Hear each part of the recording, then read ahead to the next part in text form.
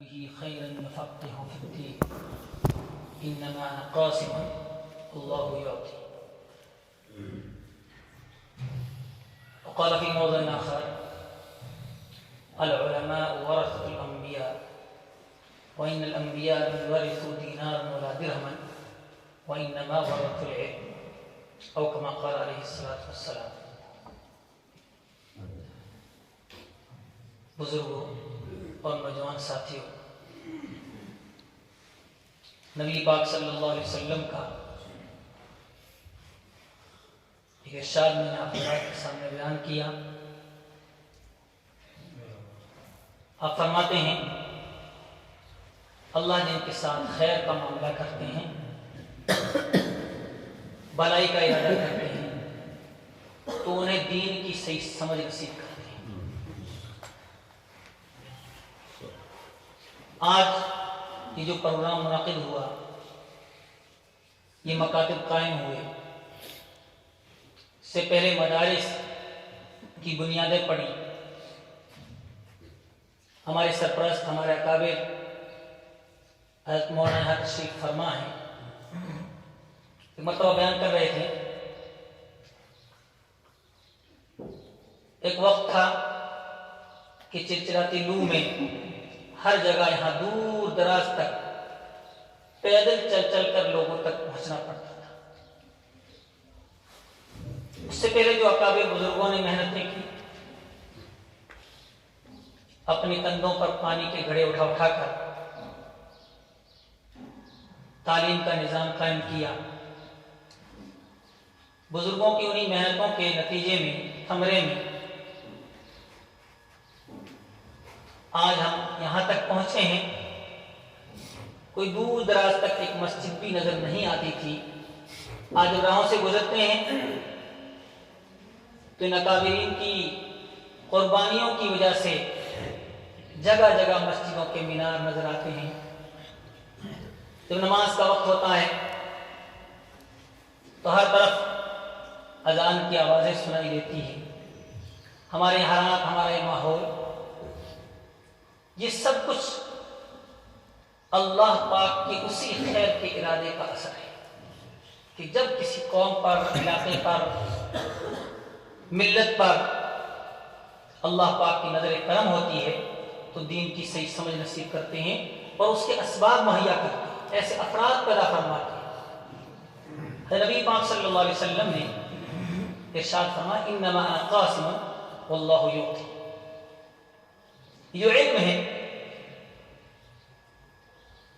جس کے بارے میں ابھی طلبہ اور طالبات بھی ہمیں بتلا رہے تھے.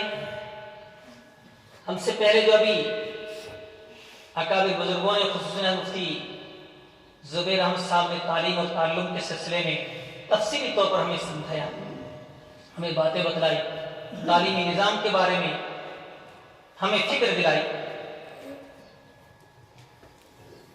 یہ سب کچھ علم کا جو پھیلانے کا ذریعہ ہوا، علم جو ہم تک پہنچا. نبی پاک صلی اللہ علیہ وسلم ارشاد فرماتے ہیں کہ اللہ پاک ہی کی دین ہے، میں صرف تقسیم کرنے والا ہوں اور اللہ عطا کرنے والا ہے. دوسری حدیث میں نے آپ کے سامنے بیان کی. اسی پہلی حدیث کے تتمے میں نبی پاک صلی اللہ علیہ وسلم نے ارشاد فرمایا کہ ایک جماعت قیامت تک دنیا کے چاہے جیسے بھی حالات ہو جائیں، وہ ان حالات کا مقابلہ کرتے ہوئے دین کی ان باتوں کو پہنچاتے رہے گی، اور جو بھی حالات ہو جائے ہمیشہ وہی غالب رہے گی. وہ کون سی جماعت ہوگی؟ دوسری حدیث پاک کے اندر ارشاد فرمایا: العلماء ورثۃ الانبیاء. علماء انبیاء کے وارث ہیں. نبی پاک صلی اللہ علیہ وسلم نے، حضرت مفتی زبیر صاحب نے نبی پاک صلی اللہ علیہ وسلم کی سیرت کے سلسلے میں ہمیں بتایا کہ کس ماحول میں، کس حال میں نبی پاک صلی اللہ علیہ وسلم نے دین کی دعوت پیش کی. آپ کی وفات کے بعد میں آپ کے وارثین ہی نے یہ دین ہم تک پہنچایا. اگر نظر کریں گے تو خال خال ایسی شخصیات پہلے بھی ہمارے علاقوں کے اندر تھی جنہوں نے کلمے کی تعلیم دی، نماز تک کو سکھایا، دین تک کو ہمارے اندر باقی رکھا۔ اس کے بعد اللہ پاک نے ان بزرگوں کو توفیق نصیب کی کہ مدارس اور مکاتب قائم کی۔ الحمدللہ خطے کے ہر علاقے میں ہر جگہ یہ مکاتب قائم ہیں کہ یہی علماء کی وہ جماعت ہے جس کی پیشین وہی حضرت نبی پاک صلی اللہ علیہ وسلم نے بیان فرمائی، اور انہی کے سہارے ہم اپنے دین کو محفوظ رکھ سکیں گے۔ انسان کی جو دنیا میں بھی اور آخرت میں بھی کامیابی کی جو اصل بنیاد ہے وہ دین کا علم اور اس علم کے مطابق عمل ہے، اور یہ دین کا علم اس کے مطابق عمل انہی بزرگوں سے وابستہ رہنے کی وجہ سے ہم اپنی زندگیوں کے اندر باقی رکھ سکتے ہیں۔ اس لیے جو ہمارے تعلیمی چشمے ہیں ان کو ہم آباد رکھیں۔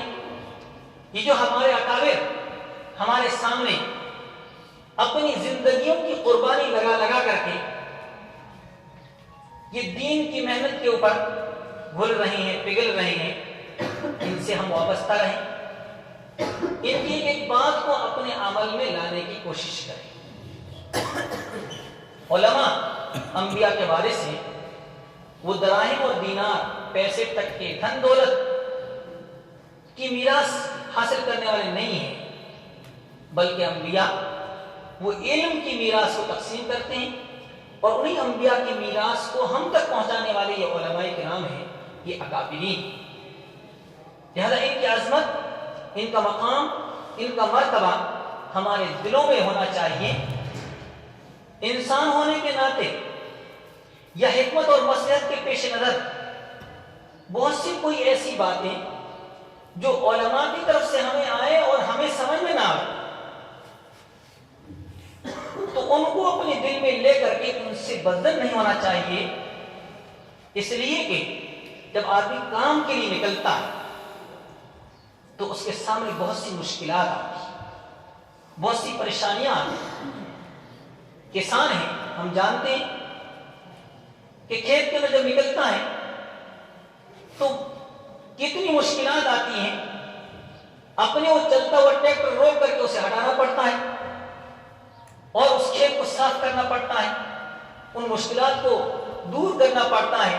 اب کوئی دور کھیت کے اندر کھڑا آدمی کہے کہ بھئی ٹریکٹر کو روک دیا، چلتے ہوئے ٹریکٹر کو روک دیا، تو سمجھتا نہیں، حالانکہ اس کے سامنے ایک پریشانی ہے، ایک مشکل ہے، جس مشکل کو حل کرنے کے لیے وہ ٹریکٹر کو روک کر کے اپنے کھیت کو صاف کر رہا ہے، اس مشکل کو حل کر رہا ہے۔ جب تک وہ اڑچن اس کے سامنے نہیں آئے گی تب تک یہ سمجھے گا کہ شاید وہ سمجھ نہیں رہا ہے، لیکن جب وہ بات اس کے سامنے آ جاتی ہے تو وہ بھی سمجھتا ہے کہ ہاں اس مشکل کے ہٹائے بغیر تو یہ کام نہیں ہو سکتا۔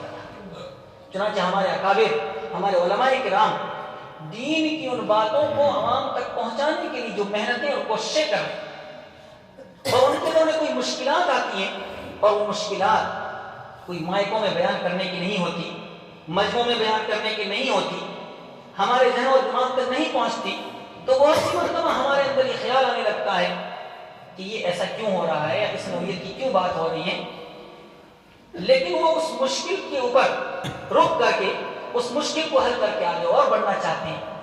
اس لیے جو بھی اس قسم کی ہمارے سامنے کسی بھی نوعیت سے علماء کی ایسی بات آئے جو ہمارے سمجھ میں نہ آئے تو اس بات کو نظر انداز کر کے ہم علماء سے وابستہ رہیں، اپنے دلوں کو صاف ستھرا رکھیں، ان کی عظمتیں اپنے دلوں کے اندر بٹھائے رکھیں، اس لیے کہ ہماری کامیابی کو تک پہنچانے والا جو راستہ ہے نبی کا، صحابی کا، تابعین کا، تبع تابعین کا، مشائخ کا، اولیاء کا، علماء کا، انہی کے وابستہ ہونے سے ہم جو ہے کامیابی کی راہ تک پہنچ سکتے ہیں۔ حضرت نبی پاک صلی اللہ علیہ وسلم نے ارشاد فرمایا لن يصلح آخر هذه الامة الا بما صلح اولها، میری امت کے آخری لوگ کبھی بھی صلاح اور کامیابی پر نہیں پہنچ سکتے مگر اس طریقے سے جس طریقے سے پہلے لوگ کامیاب ہوئے، اور پہلے لوگوں کا طریقہ ہم تک پہنچانے والے یہی علماء کرام ہیں۔ لہذا ہمارے دلوں کے اندر ان کی عظمت، ان کا مقام، ان کا مرتبہ ہمیشہ ہر حال کے اندر ہونا چاہیے۔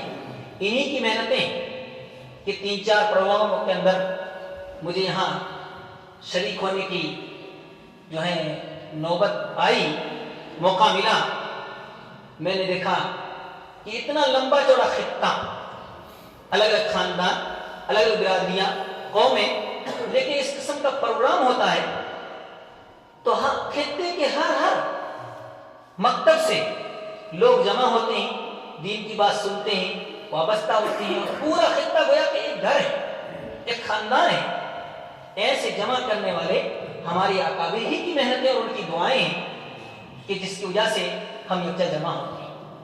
اس سے ہمیں ایک سبق لینا چاہیے۔ ابھی حضرت مفتی صاحب فرما رہے تھے اصلاح معاشرہ کی جو محنتیں چلتی ہیں، جس طریقے سے ہم دینی معاملات کے اندر یکجا نظر آتے ہیں، متحد نظر آتے ہیں، ایک ساتھ جمع ہو جاتے ہیں، بیٹھ کر کے غور اور فکر کرتے ہیں، ان اکابر علماء کی رہبری کے اندر رہتے ہیں، ایسے ہی ہم دیکھیں ہمارے گھروں میں، ہمارے خاندانوں میں، علاقوں میں آپسی اتحاد کیسا ہے؟ کہیں وہ نقصان تو نہیں ہو رہا ہے کہ جس کے ذریعے سے آپسی اتحاد نہیں پایا جا رہا؟ کچھ ایسے معاملات ہوتے ہیں جن معاملات کی وجہ سے وہ گھریلو اعتبار سے متحد نہیں ہے، خاندانی اعتبار سے متحد نہیں ہے، یا اور دوسرے معاملات کے اعتبار سے وہ متحد نہیں ہے۔ ہماری یہ محنتیں ہمیں یہ سبق دے رہی ہے کہ ہم اپنے دلوں کو بہت نرم کریں، اس لیے کہ اختلاف ہوتا ہے دلوں کی سختی کی وجہ سے، ایک دوسرے پر رحم نہ آنے کی وجہ سے۔ اگر ہم اپنی چھوٹے بڑے معاملات کے اندر ایک دوسرے کی شفقت، مہربانی، محبت اور پیار کا انداز اپنے دلوں میں رکھیں گے تو ہمارے گھر گھر بن کر کے لوگوں کے سامنے آئیں گے، ہمارے خاندان ایک خاندان بن کر کے لوگوں کے سامنے آئیں گے، ہمارے معاشرے ایک معاشرے کی شکل کے اندر جو اللہ پاک کی نعمت ہے، گھرانہ اللہ پاک کی نعمت ہے، وہ ٹوٹ جاتا ہے تو وہ نعمت کی ناقدری ہو جاتی ہے۔ خاندان ایک اللہ پاک کی نعمت ہے، وہ اگر ٹوٹ جاتا ہے تو وہ نعمت کی ناقدری ہو جاتی ہے۔ معاشرہ اور سماج اللہ پاک کی نعمت ہے، وہ اگر ٹوٹ جاتا ہے، بکھر جاتا ہے تو پھر وہ نعمت کی ناقدری ہو جاتی ہے۔ قوم اور ملت ایک کلمے کے اوپر متحد ہو جانا، چاہے قومیں الگ ہوں، چاہے برادریاں الگ ہوں، یہ اللہ پاک کی نعمت ہے۔ اس لیے یہ ہمارے پروگرام، یہ اکابر کی سرپرستی، یہ ہمارا جو انداز ہے، یہ ہمیں سبق دیتا ہے کہ ہم اپنی چھوٹی بڑی جو باتیں ہوتی ہیں ان باتوں کو بھولنے کا ایک خیال رکھیں۔ معاملات ہو جاتے ہیں انسان کے ہونے کے ناطے، لیکن اس کو بھولنا بھی چاہیے۔ نبی پاک صلی اللہ علیہ وسلم نے ارشاد فرمایا ہے کہ جس کو نرمی مل گئی اس کو دنیا کی بہت بڑی دولت مل گئی، نعمت مل گئی، اور جن کو نرمی نہیں ملی گویا کہ بہت بڑی بھلائی سے محروم ہے۔ لہذا دلوں کے اندر جہاں نرمی ہوتی ہے وہاں اتحاد ہوتا ہے، محبتیں ہوتی ہیں، پیار اور شفقتیں اور مہربانیاں ہوتی ہیں، بڑوں کا مقام اور ان کی عظمتیں باقی رہتی ہیں، چھوٹوں کی شفقتیں باقی رہتی ہیں۔ اس لیے ہماری ایک یہ محنت بھی ہونی چاہیے کہ ہم آپس میں ایک دوسرے کے درمیان کوئی کسی بھی نوعیت کا اختلاف تو اس اختلاف کو ختم کر کے ہم متحد ہونے کی فکر کریں۔ ہم جانتے ہیں دنیا سیاست کی بنیاد پر متحد ہو جاتی ہے، دوسرے وہ اپنے کسی کاروبار کی بنیاد پر متحد ہو جاتی ہے۔ ہمیں اپنے کلمے کی بنیاد پر متحد ہونا چاہیے، اپنے مقاصد کے اندر اپنے آپ کو منظم بننا چاہیے۔ حدیث پاک کے اندر کہ اختلاف ذات البین ہی الحالقہ، آپ سے جو اختلاف ہوتا ہے وہ ایسا ہوتا ہے کہ وہ جیسے اس طرح پھیر کر کے بال کو موڑ دیتا ہے، اس طریقے سے موڑنے والا وہ کس کو موڑتا ہے؟ وہ نیکیوں کو موڑ دیتا ہے۔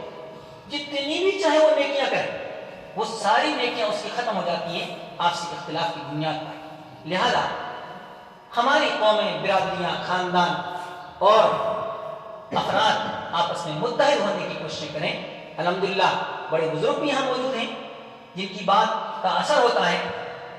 ایک مقولہ چلتا ہے کہ آپس میں کوئی اختلاف ہوتا ہے تو وہ آپس میں ملتے نہیں ہیں, اپنی بولی بولتے زیادہ سے چلا تب نہیں ہے, حالانکہ یہ غلط ہے. قرآن پاک کے اندر ایسی محنتیں کرنے کا حکم دیا, وَإِن طَائِفَتَانِ مِنَ الْمُؤْمِنِينَ اقْتَتَلُوا فَأَصْلِحُوا بَيْنَهُمَا فَإِن بَغَتْ إِحْدَاهُمَا عَلَى الْأُخْرَىٰ فَقَاتِلُوا الَّتِي تَبْغِي حَتَّىٰ تَفِيءَ إِلَىٰ أَمْرِ اللَّهِ. حکم دیا گیا جیسے نماز کا حکم ہے ایسے ہی عام مسلمانوں کا حکم ہے کہ آپس میں کہیں اختلاف ہو جاوے تو ان کو آپس میں جوڑو, صلح صفائی کرو.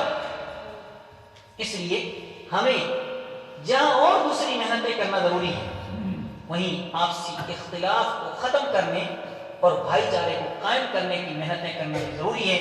اس کے لیے جہاں ہمارے پٹیل ذمہ دار حضرات محنتیں کرتے ہیں, علماء اپنے طور پر محنتیں کریں اور ان پانچ پٹیلوں کو اور ذمہ داروں کو ساتھ میں رہ کر کے ان کو صحیح ترغیب دے کر کے اور ان کو اپنے ساتھ میں لے کر کے ایسی محنتیں کریں. انشاءاللہ یہ ہمارے معاشروں کے اندر توڑ پھوڑ ہے کسی بھی بنیاد پر ہو جاتا ہو چاہے وہ ایک دم اچھے انداز اور اچھا رخ لے سکتا ہے. انشاءاللہ اس قسم کی ہم محنتیں کریں گے تو ایک وقت آئے گا کہ ہمارے خاندانوں کے اندر کوئی جو ہے اختلاف باقی نہیں رہے گا. جہاں تک تعلیم کی بات آئی, الحمدللہ اکابری کی جو محنتیں ہیں ان کی بنیاد پر مکاتب کے اندر بھی محنتیں چل رہی ہیں, مدارس کے اندر. دو تین باتیں تعلیم کے سلسلے میں, ہماری جو بچیاں ہیں مکاتب کے اندر پڑھتی ہیں وہ 10, 11, 12 سال کی قرآن مکمل کر لیتی ہیں. اس کے بعد میں اب ان کا تعلیمی سلسلہ ختم ہو جاتا ہے, ان کی تربیت کا سلسلہ ختم ہو جاتا ہے, گھر کے اندر بھی ماحول نہیں ہوتا ہے. لہذا ہر اعتبار سے ہم اپنے مالی اعتبار سے ہم نے اپنے لیول کو بڑھا لیا ہے, خرچوں کے اعتبار سے ہم نے لیول کو بڑھایا ہے. تو یہاں بھی ہم کسی نہ کسی معلمہ کا انتظام کریں. ایسی پڑھی ہوئی بچی ہے اللہ کے کرم سے ہمارے یہاں تو بنات کا مدرسہ پاس میں موجود ہے, وہاں بہت سی بچیاں اچھی اچھی مضبوط تعلیم کر کے وہ گھروں کے اندر پہنچی ہیں. تو ایسی بچی کو اپنے مکتب کے اندر لگا کر کے 1-8 سال تک کی اس بچی کو اور تعلیم کو آگے بڑھانا چاہیے جو قرآن شریف مکمل کر چکی ہیں, کیونکہ وہ ابھی تک ایسے مسائل اور ایسی ضروریات کی جو تعلیم ہے, شوہر کے حقوق ہے, امور خانہ داری ہیں, اسی طریقے سے جو ہیں سسرال کی جو زندگی ہے اور ایسے ہی بہت سارے معاملات ہوتے ہیں جو اس کو پیش آنے والے ہوتے ہیں, وہ چیزیں اس کے سامنے نہیں ہوتی دینی تعلیم کے اعتبار سے. لہذا وہ اتنا پڑھ لینے کے بعد میں گھر کے اندر جا کر کے وہ بالکل ناواقف ہوتی ہے. لہذا اگر ہم اس نوعیت کا عزم کریں گے, حوصلہ کریں گے تو انشاءاللہ ایسا نظم بھی ہو سکتا ہے اور ہماری بچیاں اور آگے کچھ تعلیم حاصل کر سکتی ہیں. ہزاروں بچیاں ہمارے مکاتب کے اندر اس نوعیت کی ہیں. اگر اس بات کی ہم فکر لیں گے تو انشاءاللہ ایسا نظم ہو سکتا ہے اور ان بچیوں کی تعلیم اور اعلیٰ ہو سکتی ہے. باقی دنیاوی تعلیم کے اعتبار سے, دینی تعلیم کے اعتبار سے ہمارا جو ایک ذہن ہے کہ ہم مکاتب کی تعلیم مکمل کر لیں, اس کے بعد میں ہماری تعلیم ختم ہو جاتی ہے. ان بزرگوں کی محنت سے جو موجودہ علماء کرام ہیں, لیکن آگے اگر علماء کا سلسلہ حفظ کا اور قرآن کریم کی قراءت کا سلسلہ نہیں ہوا, ہمارے بچے بڑے مدارس تک وابستہ نہ ہوئے اور عالم نہ بنے, تو ایک وقت آئے گا کہ ہمارے خطوں کے اندر علماء موجود نہیں ہوں گے. اس لیے ان مکاتب سے جو بچے فارغ ہو جائیں ان کو ہم مدارس سے وابستہ کریں. بڑے مدارس جہاں دینی تعلیم, دنیاوی تعلیم, دونوں تعلیم جو ہے کا اس کا نظام ہے, تو ہم اپنے بچوں کو وہاں تک پہنچائیں اور اعلیٰ تعلیم تک پہنچائیں تاکہ علماء کی یہ جماعت مسلسل چلتی رہے. اگر اس طرف ہم توجہ کریں گے تو انشاءاللہ جو اکابر کی محنتوں سے ہم نے خیر پایا ہے وہ خیر آگے بھی جو ہے بڑھے گا اور اس طریقے سے ہمارے خاندان, ہمارے علاقے علمی اعتبار سے, عملی اعتبار سے ترقی کریں گے. اللہ پاک ہم سب کو کہنے سننے سے عمل کی توفیق نصیب فرمائے. اللہ تبارک و تعالی ہمارے ان تمام خطوں کے اندر آپسی اتحاد, بھائی چارہ, محبت قائم فرمائیں. باقی ہمارے اس علاقے کی بزرگ شخصیت جو سب کی سرپرست ہے وہ اس سلسلے کے اندر رہنمائی فرمائیں گے اور ہر وقت ہمارے جو ہیں پورے خطے کے اندر رہنمائی فرماتے رہتے ہیں. تو حضرت کا بیان ہوگا. میں نے جو کچھ کلمات کہیں کچھ وقت بھی زائد ہو گیا، میں اس سلسلے کے اندر معافی چاہوں گا. Thanks for watching. Don't forget to like, comment, share and subscribe to Al Wahid channel.